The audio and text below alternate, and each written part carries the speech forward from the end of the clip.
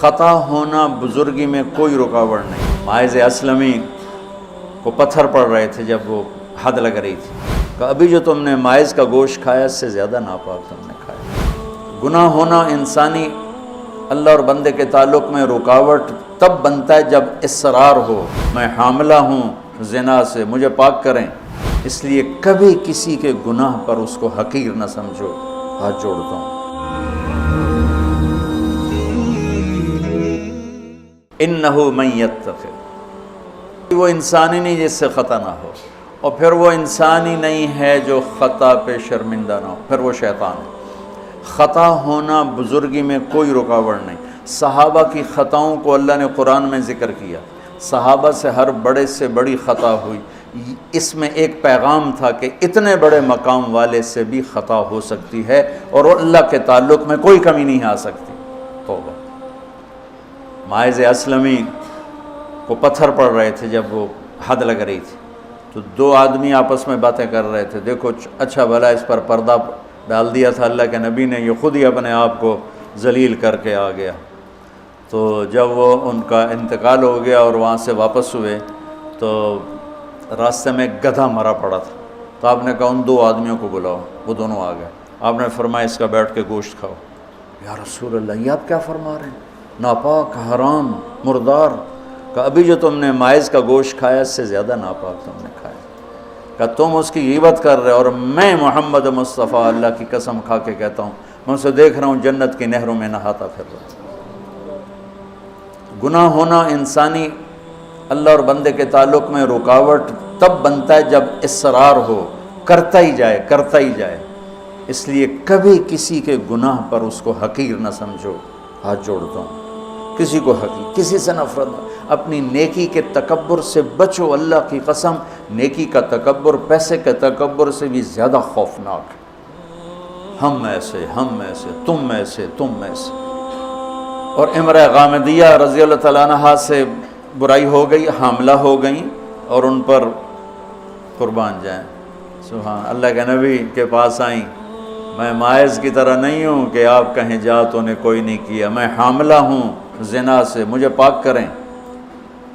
تو آپ نے فرمایا، آپ نے اس کو ٹالنے کے لیے کہ جا پہلے بچہ پیدا کر پھر اس کے بعد دیکھا جائے گا، کہ 9 مہینے گزریں گے آپ ہی بھول جائے گی۔ وہ 9 مہینے بعد پھر آ گئی کہ مجھ سے گناہ ہوا ہے، یہ میرا بچہ پیدا ہو گیا ہے، اب مجھے پاک کریں۔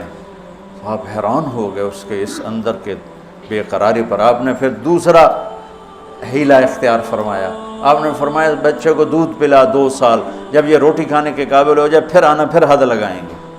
2 سال اس نے دودھ پلایا، اور ایک دن چشم فلک نے دیکھا کہ ایک عورت بچے کو انگلی سے پکڑ کے لا رہی ہے، اور اس بچے کے دوسرے ہاتھ میں روٹی ہے اور وہ کھا رہا ہے، اور آ کر کہتی ہے یا رسول اللہ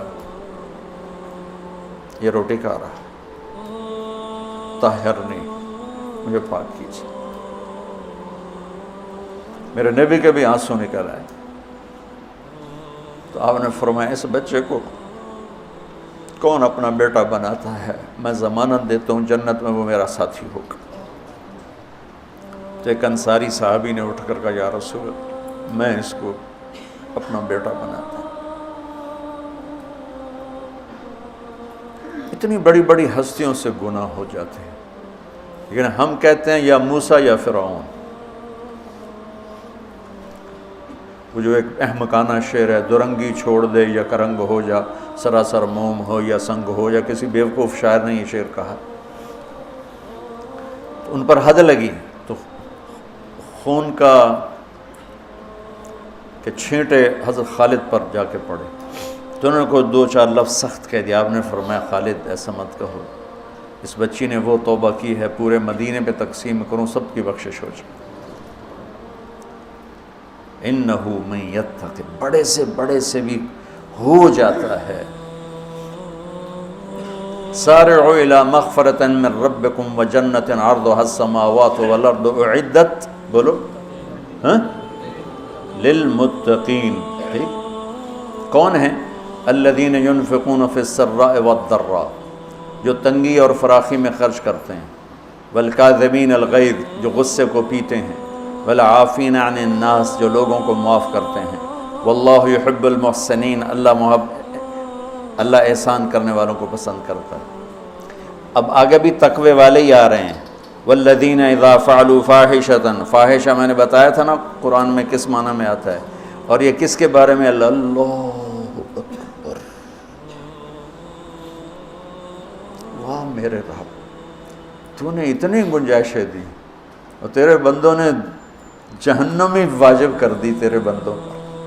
مجھے ایک پڑھا لکھا نوجوان کہنے لگا تسی مولویاں ساڑھے کو ساڑھا رب کھولے، اور ساتھ ہی رونے لگا کہ تسا مولویاں ساڑھے کو ساڑھا رب کھولے، ڈرائی جاندن ڈرائی جاندن ڈرائی جاندن۔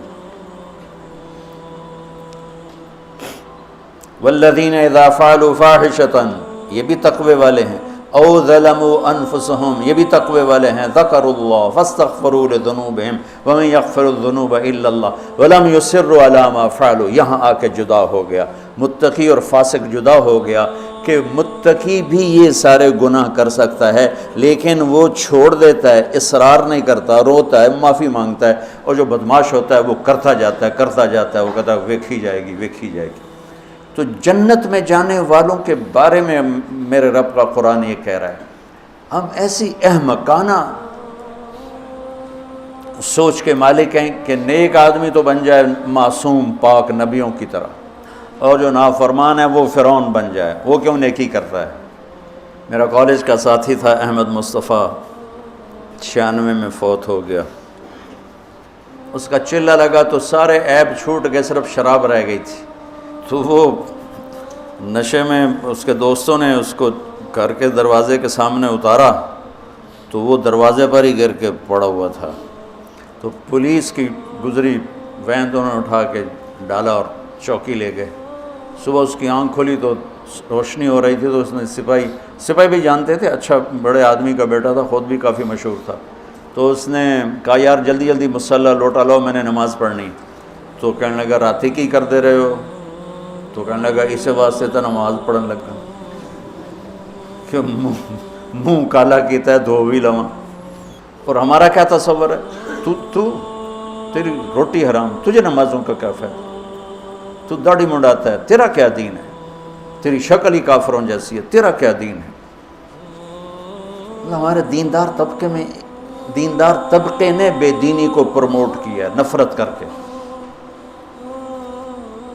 دین تو سراپا محبت سراپا